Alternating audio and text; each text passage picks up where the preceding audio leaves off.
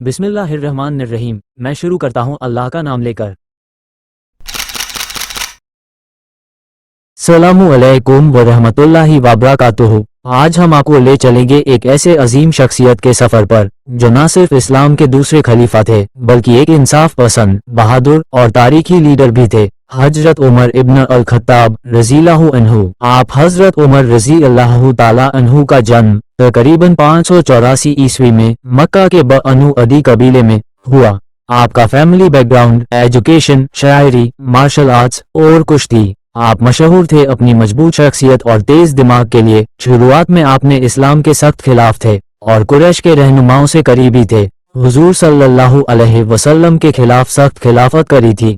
हजरत उमर ने नबी सल्लल्लाहु अलैहि वसल्लम को कत्ल करने का इरादा भी किया था। बहन के घर सूरह ताहा की सूरत सुनकर दिल का बदल जाना और इस्लाम कबूल कर लेना, इस्लाम को खुले आम कबूल करना और मुसलमानों की ताकत बनना। आल फारूक, हक और बातिल में फर्क करने वाला, यानी सच को सच कहने वाला और झूठ को झूठ बोलने वाला।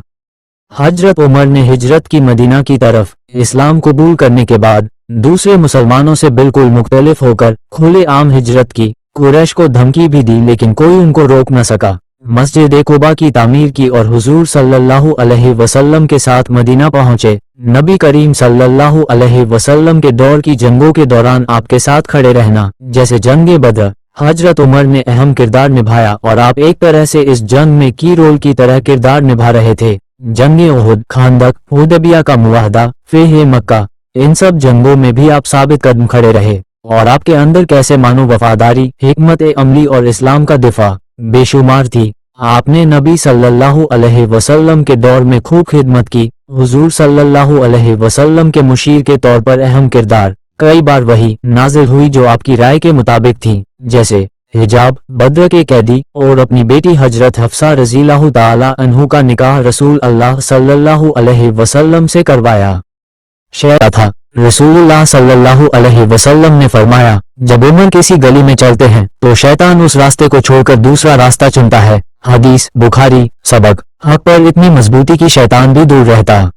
अबू बकर की खिलाफत के दौरान आप इस्लाम और मुसलमानों के सबसे ज्यादा करीबी एडवाइजर और सपोर्टर थे। कुरान के कलेक्शन में मदद की, क्योंकि कुरान अलग अलग हिस्सों में बटा हुआ था। रिद्दा जैसी जंगों में और उसामा बिन जैद को एज ए कमांडर बनाने में आपका अहम रोल था। और फिर दौर खलीफा आया, आपका खलीफा बनने का। अबू बकर की वफात के बाद आप दूसरे खलीफा बने। 634 ईस्वी में आपने भी एक बहुत ही सादा जिंदगी जी। जवाबदेही और लीडरशिप में आपने बेहद नरम दिली से काम लिया, जो आज तक बेमिसाल है। और आपने ही पर्शियन एम्पायर को हराया। कादिसिया और निहावन की जंगों में आपने बेमिसाल जीत हासिल की और पूरे पर्शियन एम्पायर में इस्लाम और वहदत करने के नारे लगे। बाइजेंटाइन एम्पायर, सीरिया, इजिप्ट और पैलेस्टाइन और ब्रिटिश जर्नल्स अपॉइंटमेंट किए, जैसे कुछ मशहूर ब्रिटिश जर्नल्स खालिद बिन वलीद, सआद बिन अबी वक्कास, अम्र बिन अलास। और फिर आपका यरूशलेम को बड़ी ही सादगी, समझदारी और नरम दिली, यानी बहुत ही एहसास और हसास के साथ आपने फतह किया। यरूशलेम इस्लामिक कैलेंडर हिजरी बनाने की सलाह भी आपने ही दी थी। वेलफेयर सोसाइटी की नींव रखी, यानी मुमलिकों में कैसे तरक्की की जाए इसके लिए आपने तवील कोशिशें की। बैतुल माल, बुजुर्गों के लिए पेंशन, अनाथ बच्चों की मदद के लिए इंतजामात किए। काजियों यानी जजेस चुने जो बेहतरीन और आला दर्जे का इंसाफ कर सके। इंसाफ परस्त काजी चुने। सड़कें, नहरें, सराय, गेस्ट हाउस, होटल्स और पुलिस स्टेशन बनवाए। और आपके इंसाफ का ये आलम था कि मिस्रवासी को मारने पर गवर्नर के बेटे को सजा तक दी हजरत उमर ने।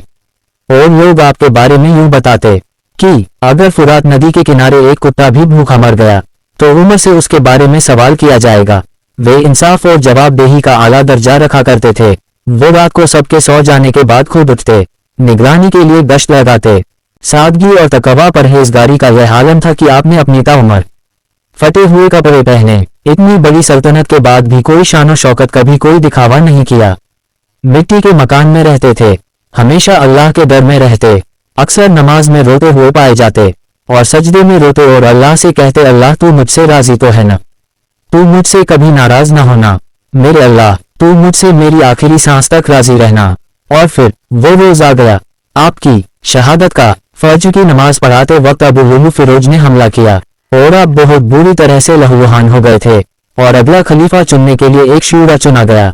644 ईस्वी में आप जैसे बहादुर, इंसाफ पसंद, हजरत, आला दर्जा ईमान रखने वाली शख्सियत हजरत उमर रजी अल्लाह थे और अगला खलीफा चुनने के लिए एक शूरा चुना गया।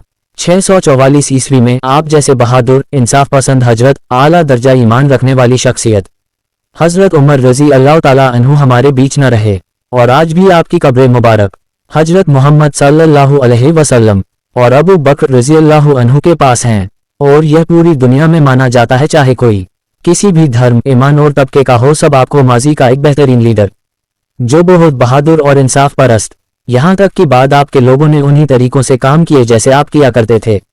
आपको एक मिसाल मानकर इस्लाम के लिए उनका कंट्रीब्यूशन अमर था, अमर है और अमर रहेगा इंशाअल्लाह। और आपने ये फरमाया, अगर मेरे बाद कोई नबी होता तो उमर होता। हदीस नबवी सल्लल्लाहु अलैहि वसल्लम। हजरत उमर फारूक रज़ी अल्लाहु अन्हु की जिंदगी हर मुसलमान के लिए एक लाजवाब मिसाल है। जब हम किसी राह पर हों और चलने का तरीका समझ ना आए तो आपके तरीके याद करे एक मोमिन, इंशाअल्लाह राहें आसान और बेहतरीन और बेमिसाल बन जाएंगी।